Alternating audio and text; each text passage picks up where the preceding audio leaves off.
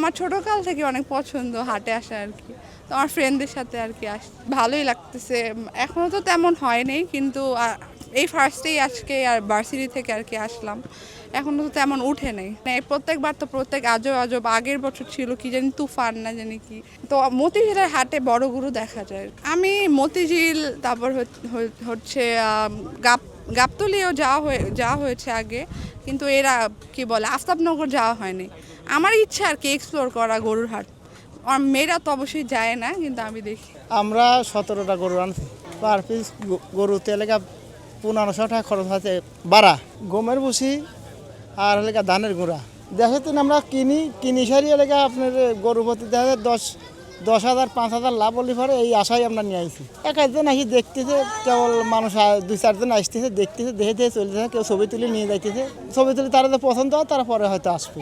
এখন বিক্রেতা ধরেন যে আমরা তো আশা আছি যে বিক্রেতা এবার ভালো হবে। এখন যদি না কেনে তাহলে তো বিক্রেতা ভালো পাওয়ার আশা আমরা নাই, বুঝছেন। এবার দেশেই আমার অনেক গরুর দাম বেশি। আমরা দেশেই গরু কিনতে হলে 35,000 টাকা মন পড়ছে আমার গরু কিনাই, বুঝছেন। এখানে তো ঢাকা আনতে পারে আর ধরেন যে আর 1500 টাকা খরচ আছে পার পিসি, তাহলে তো অনেক বেশি পড়ছে।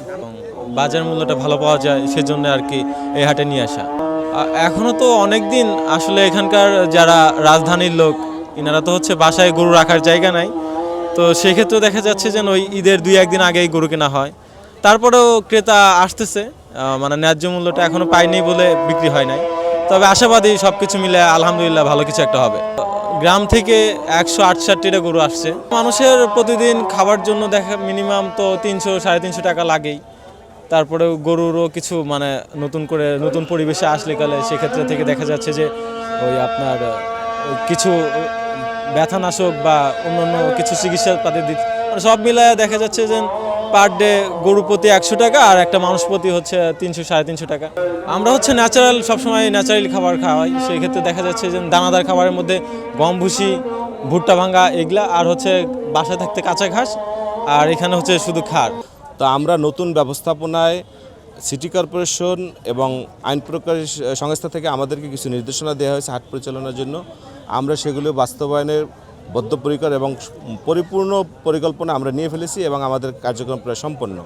এবং ব্যাপারী ভাইদের জন্য আমাদের যা যা প্রয়োজন, তাদের নিরাপত্তা, তাদের থাকা, তাদের বর্জ্য ব্যবস্থাপনার জন্য বা তাদের গোসল টোসলের জন্য যে ব্যবস্থাপনা করা দরকার, এগুলো আমরা সম্পন্ন করেছি। এখানে যত ব্যাপারী ভাইরা আসছে তারা সবাই খুশি যে আমাদের এখানে ব্যবস্থাপনা ভালো, এবং তাদের যত পানির সমস্যা বা মনে করেন যে কোনো সমস্যা, যেমন পশু অসুস্থ হলে আমরা নিজেদের উদ্যোগে আমরা 24 ঘন্টা সারাক্ষণ এখানে ডাক্তারের ব্যবস্থা রেখেছি যে, এবং কোনো ক্রেতা বা কোনো ব্যাপারী ভাই যদি অসুস্থ হয় তার জন্য আমরা ডাক্তারের ব্যবস্থা রেখেছি, এবং আমরা ফ্রি মেডিসিনের ব্যবস্থা পর্যন্ত রেখেছি, যাতে তারা মানে হয়রানির শিকার না হতে হয়। কারণ এই মুহূর্তে ওষুধ লাগবে, যদি তার ফার্মেসিতে যেতে হয়, আমার আশেপাশে ফার্মেসি নেই, তাহলে তাকে অনেক দূরে যেতে হবে। তার গরুকে দেখবে, সে আসলে একটা ইসের মধ্যে পড়বে, একটা হতাশার ভিতরে পড়ে যাবে। যাতে এমনটা না হয়, জন্য আমরা নিজেরা ওষুধের ব্যবস্থাপনা রেখেছি।